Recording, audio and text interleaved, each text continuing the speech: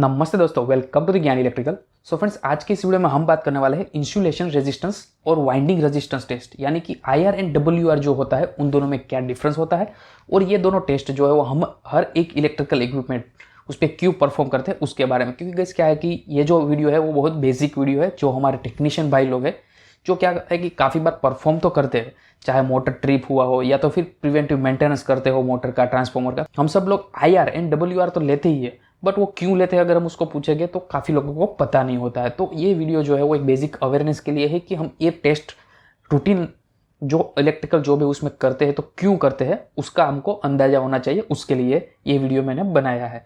तो चलिए उसके बारे में बात करते हैं। तो गाइस, आईआर यानी कि इंसुलेशन रेजिस्टेंस, डब्ल्यूआर यानी कि वाइंडिंग रेजिस्टेंस। सो फ्रेंड्स, आपको पता ही होगा कि आईआर टेस्ट जो है वो कुछ इस टाइप का जो मेगर रहता है, या तो फिर इंसुलेशन रेजिस्टेंस इंसुलेशन टेस्टर जो होता है उससे हम ये आईआर टेस्ट परफॉर्म करते हैं। डब्ल्यूआर जो है वो हम डायरेक्टली मल्टीमीटर जो होता है हमारा, वो मल्टीमीटर के दोनों प्रोब यूज करके हम डायरेक्टली वाइंडिंग रेजिस्टेंस लेते हैं। अब इन दोनों में क्या डिफरेंस है, चलो उसके बारे में समझते हैं। So friends, IR and WR test जो है वो हम केबल पे भी करते हैं, ट्रांसफार्मर पे भी करते हैं एंड इंडक्शन मोटर पे भी करते हैं। अगर सपोज कोई आपका मोटर जो है वो ट्रिप हो गया तो हम सबसे पहले क्या करेंगे कि भाई हमें इंजीनियर ऐसा बोल देगा कि भाई आईआर एंड डब्ल्यूआर ले लो। तो उससे क्या मतलब क्या है, वो आईआर एंड डब्ल्यूआर की वैल्यू से हम क्या पता कर सकते हैं, चलो उसके बारे में हम समझते हैं कि हमें ऐसा क्यों बोला जाता है कि आईआर एंड डब्ल्यूआर ले लो, चाहे मोटर ट्रिप हुआ हो चाहे ट्रांसफार्मर ट्रिप हुआ हो। तो फ्रेंड्स, पहले हम बात करेंगे आईआर के बारे में। सपोज आप ये समझिए कि आईआर यानी कि इंसुलेशन रेजिस्टेंस, वो तो आपको पता चली गया और आप ले भी रहे हो। तो आईआर गाइस क्या करता है कि सपोज आप समझिए कि हर एक इलेक्ट्रिकल इक्विपमेंट जो होता है उसके अंदर कंडक्टर तो रहता ही है। सपोज हम बात करें पहले केबल की, तो ये केबल में आप देख ही रहे हो कि केबल में कंडक्टर रहते हैं। इसमें टोटल 4 कंडक्टर है, मतलब 4 कोर का केबल है, 1 2 3 और 4। अब गाइस क्या है कि ये चारों चार केबल जो है वो आइसोलेट इंसुलेट रहते हैं एक दूसरे से। ये आप देख रहे हो कि यहाँ पे ब्लैक कलर का इंसुलेशन है, यहाँ पे ये येलो एंड ग्रीन का है, यानी कि अर्थिंग का केबल है तो इसका इंसुलेशन है। वैसे हर एक केबल में क्या रहता है कि हर एक कंडक्टर आइसोलेट रहता है एक दूसरे से। क्योंकि गाइस अगर ये एक दूसरे से आइसोलेट नहीं होगा तो क्या होगा कि अगर ये दोनों एक दूसरे के टच में आ गए तो क्या होगा, शॉर्ट सर्किट होगा। तो ऐसा ना हो इसके लिए क्या होता है कि हर एक कंडक्टर के बीच में इंडिविजुअली एक इंसुलेशन रहता है। तो चाहे केबल हो, चाहे ट्रांसफार्मर हो, चाहे मोटर हो, सबका जो फेज जो होता है, हर एक फेज जो होता है वो आइसोलेटेड रहता है, इंसुलेटेड रहता है। अब ट्रांसफार्मर की बात करें तो ट्रांसफार्मर में पेपर इंसुलेशन रहता है या तो फिर वार्निश इंसुलेशन रहता है। सेम वे मोटर में भी क्या रहता है कि वार्निश इंसुलेशन रहता है, या तो फिर उसका जो कोई इस टाइप का एक्सएलपी इंसुलेशन नहीं रहेगा, बट कोई ना कोई फॉर्म रहेगा इंसुलेशन का। अब इंसुलेशन रेजिस्टेंस से हम वही चेक करते हैं कि ये जो इंसुलेशन जो है, ये कंडक्टर के ऊपर का जो ये इंसुलेशन जो है उसकी हेल्दीनेस कैसी है, वो कंफर्म करने के लिए हम क्या करते हैं कि आईआर टेस्ट परफॉर्म करते हैं। तो आईआर टेस्ट में गाइज मैं यहाँ पे पेन का यूज़ करूँगा अब। सो फ्रेंड्स, आईआर टेस्ट में हम क्या करते हैं कि आईआर टेस्ट से हमें पता चलता है कि इंसुलेशन जो है इक्विपमेंट का, अगर ट्रांसफार्मर है तो ट्रांसफार्मर, मोटर है तो मोटर और केबल है तो केबल, या तो फिर मोटर प्लस केबल। अगर अब आप फीडर साइड से अब इंसुलेशन ले रहे हो, इंसुलेशन रेजिस्टेंस ले रहे हो, तो उसमें मोटर का भी इंसुलेशन कैसा है प्लस केबल का भी इंसुलेशन कैसा है वो आपको पता चल जाएगा। तो उसके लिए हम आईआर टेस्ट करते हैं। अब आईआर टेस्ट में गाइस क्या होता है कि आईआर टेस्ट में हम वोल्टेज इंजेक्ट करते हैं और हमें उसका कुछ रीडिंग जो है वो मेगा ओम, किलो ओम या तो फिर गीगा ओम में मिलता है। अब इसकी वैल्यू कितनी होनी चाहिए उसके बारे में मैं आपको बता देता हूँ कि इसकी वैल्यू जो होती है इस पर स्टैंडर्ड kV+1 होती है, kV+1 मेगा ओम आनी चाहिए। अब इसका मतलब गाइस क्या है, kV+1 का मीनिंग क्या है, तो गाइस केवी का मीनिंग यह है सपोज ये जो कंडक्टर है वो 6.6 केवी का है, 6.6 केवी का है। तो आपको क्या करना है, यहाँ पे 6.6 केवी लिख देना है, बाद में +1 कर देना है। ये +1 जो है वो इस पर स्टैंडर्ड है।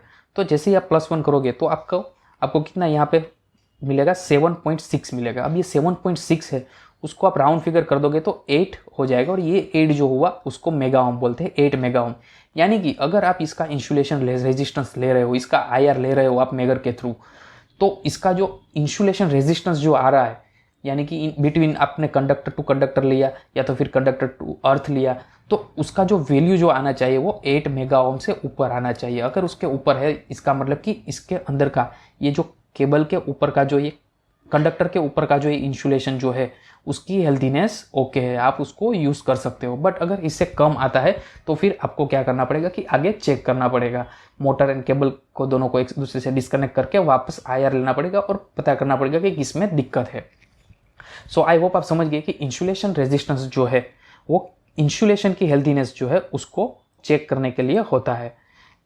ट्रांसफॉर्मर पे IR टेस्ट कैसे परफॉर्म करते हैं, मोटर पे IR टेस्ट कैसे परफॉर्म करते हैं, उसके बारे में अगर आपको इन डेप्थ जानना है तो मैंने ऑलरेडी वीडियो बनाया है, यहाँ पे आप ये आई बटन पे क्लिक करके वो वीडियो देख सकते हो, या तो फिर लिंक मैं डिस्क्रिप्शन में भी दे दूंगा।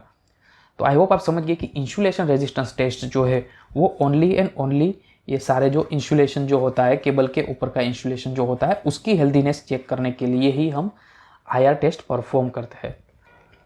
सो फ्रेंड्स, अब हम बात करते हैं वाइंडिंग रेजिस्टेंस के बारे में। वाइंडिंग रेजिस्टेंस टेस्ट हम क्यों करते हैं?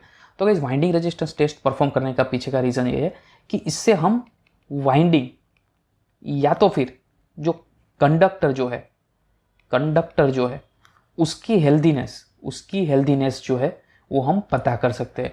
IR में क्या था कि हम ये जो इंसुलेशन है उसकी हेल्थीनेस पता कर सकते थे, और अब WR लेके वाइंडिंग रेजिस्टेंस लेके उसमें हम ये कंडक्टर जो है उसकी हेल्थीनेस हमें पता करनी है तो हम ये वाइंडिंग रेजिस्टेंस टेस्ट से कर पाएंगे। अब सपोज गाइस ये जो वाइंडिंग है ट्रांसफार्मर का वाइंडिंग है, तो अब ये ट्रांसफार्मर के वाइंडिंग में अगर कहीं पे इंटरटर्न शॉर्ट हो गया है या तो फिर कहीं पे वाइंडिंग ओपन हो गया है तो हमें वो पता करना हो, तो उससे हम क्या करेंगे कि इसका अगर हम WR वाइंडिंग रेजिस्टेंस लेंगे तो हमें पता चल जाएगा कि वाइंडिंग में कुछ दिक्कत है या नहीं। अब वो कैसे पता चलेगा गाइस कि जैसे ही हम बिटवीन, सपोज ये R फेज है, ये Y फेज है और ये जो है वो B फेज है, तो ये RYB फेज के बिटवीन पहले R और Y में हम मल्टीमीटर से वाइंडिंग रेजिस्टेंस लेंगे, फिर Y और B में हम रेजिस्टेंस लेंगे और B to R में हम लेंगे। तो जैसे ही हम इन तीनों के बीच में रेजिस्टेंस लेंगे तो कुछ वैल्यू हमें मिलेगी, ओहम में या तो फिर मिली ओहम में या तो फिर माइक्रो ओहम में कुछ हमें वैल्यू मिलेगी। अब ये जो वैल्यू है वो तीनों की तीनों वैल्यू जो है वो सेम आनी चाहिए। अगर ये वैल्यू सेम आ रही है दैट मीन्स कि वाइंडिंग रेजिस्टेंस जो है वो ओके है, वाइंडिंग जो है उसमें कोई दिक्कत नहीं है। बट अगर दो की वैल्यू सेम आ रही है और एक की वैल्यू सेम नहीं आ रही है, या तो फिर तीनों की वैल्यू डिफरेंट आ रही है, यानी कि रेजिस्टेंस जो है वो अनबैलेंस हो गया है, यानी कि रेजिस्टेंस जो है वाइंडिंग रेजिस्टेंस जो है वो अनबैलेंस हो गया है। अब ये अनबैलेंस होने की वजह हो सकती है कि कहीं पे वाइंडिंग ओपन हो गया हो या तो फिर वाइंडिंग कहीं पे इंटरटर्न शॉर्ट हो गया हो।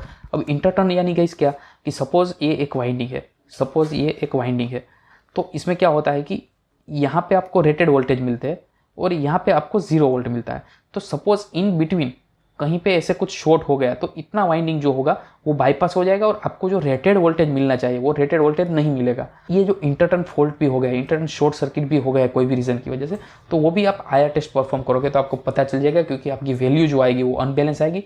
साथ ही में आपने जो लास्ट टाइम मेंटेनेंस किया होगा उसके साथ कंपेयर करोगे और उसकी value different I, that means कि इसका वाइंडिंग रेजिस्टेंस में कुछ दिक्कत है। तो हमें वाइंडिंग की भी हेल्थीनेस जो है वो हमें पता चल जाएगी वाइंडिंग रेजिस्टेंस से। सो फ्रेंड्स, चलो अब हम कंपेयर करके देखते हैं कि IR एंड WR में क्या होता है और बेसिक आपको कंक्लूजन बता देता हूँ। तो IR यानी कि गाइस जैसे ही हमें बताया कि IR टेस्ट हम क्यों परफॉर्म करते हैं कि उससे हमें इंसुलेशन के ऊपर का इंसुलेशन है या तो फिर वाइंडिंग के ऊपर का जो इंसुलेशन है उसकी हमें हेल्थ चेक करनी है, तो वो हेल्थ हम जो है वो IR टेस्ट से पता कर पाएंगे। और वाइंडिंग रेजिस्टेंस में क्या है गाइस कि जो कंडक्टर है या तो फिर कॉपर का वाइंडिंग जो है मोटर या फिर ट्रांसफार्मर में कॉपर का वाइंडिंग जो है उसकी हेल्थीनेस वो हमें पता करनी है, तो हम वाइंडिंग रेजिस्टेंस से कर सकते हैं। तो अब आपको इंटरव्यू में कोई भी पूछ ले कि IR हम क्यों करते हैं, तो आपको अब क्लियर हो गया होगा कि IR करने का पीछे का मेन रीज़न है कि हम इंसुलेशन, कंडक्टर के ऊपर का इंसुलेशन जो है उसकी हेल्थीनेस चेक करना है हमें, तो हम IR टेस्ट से करते हैं। और कंडक्टर या तो फिर कॉपर वाइंडिंग जो है उसकी हेल्थ हमें पता करनी है, तो वो हेल्थ हम चेक वाइंडिंग रेजिस्टेंस से करते हैं। इसकी वजह से ही हम IR एंड WR हर बार, चाहे मोटर ट्रिप हुआ हो या तो फिर ट्रांसफार्मर ट्रिप हुआ हो या तो फिर प्रिवेंटिव मेंटेनेंस करते हो, उस टाइम पे हम IR एंड WR लेते हैं, जिससे हमें इक्विपमेंट का, इंसुलेशन का हेल्थ एंड वाइंडिंग का हेल्थ पता चल पाए। अब गाइस, इंसुलेशन रेजिस्टेंस जो होता है वो जनरली उसका जो वैल्यू जो जनरली आता है वो mega ohm and giga ohm में आएगा, क्योंकि इसकी वैल्यू बहुत ही हाई होनी चाहिए। आइडियली तो ये जो इंसुलेशन रेजिस्टेंस है वो इनफाइनाइट चाहिए, बट कोई भी चीज़ आइडियल नहीं होती। तो इसका जो रीडिंग होता है वो ऑलवेज मेगा ओम या तो फिर गीगा ओम में आना चाहिए। और वाइंडिंग रेजिस्टेंस जो है उसकी वैल्यू मतलब एज मच एज 0 ही आना चाहिए। ऐसा समझिए कि वाइंडिंग रेजिस्टेंस जो है वो आइडियली तो 0 होना चाहिए, बट जैसे ही बताया कि कोई चीज़ आइडियल नहीं होती तो कुछ रेजिस्टेंस, अभी कॉपर जो आपने यूज़ किया है वो कॉपर का खुद का रेजिस्टेंस तो होगा ही कुछ ना कुछ। वो रेजिस्टेंस हमें चेक करना है कि वो रेजिस्टेंस जो है वो कितना आ रहा है, उसमें कोई ज़्यादा बहुत ही ज़्यादा रेजिस्टेंस नहीं आ रहा है या तो फिर unbalance resistance between all winding नहीं आ रहा है, वो हम चेक करते हैं वाइंडिंग रेजिस्टेंस से। तो इसकी वैल्यू, वाइंडिंग रेजिस्टेंस की वैल्यू जो है वो ऑलवेज ओहम में आएगी या तो फिर मिली ओहम में आएगी। सो अब मेन चीज़ क्या है इसकी, आईआर टेस्ट जो है वो हम परफॉर्म करते हैं इंसुलेशन टेस्टर से, या तो फिर उसको हम जनरली मेगर भी काफ़ी लोग बोलते हैं। मेगर इज एक्चुअली कंपनी का नाम है जो डिवाइस बनाती है, बट लोग मेगर से भी पहचानते हैं। बट अगर आपको टेक्निकल लैंग्वेज में बोलना है तो आप उसको इंसुलेशन टेस्टर ही बोलिए। एंड वाइंडिंग रेजिस्टेंस जो है वो हम जनरली मल्टीमीटर से लेते हैं, अगर मोटर है तो हम मल्टीमीटर से लेते हैं।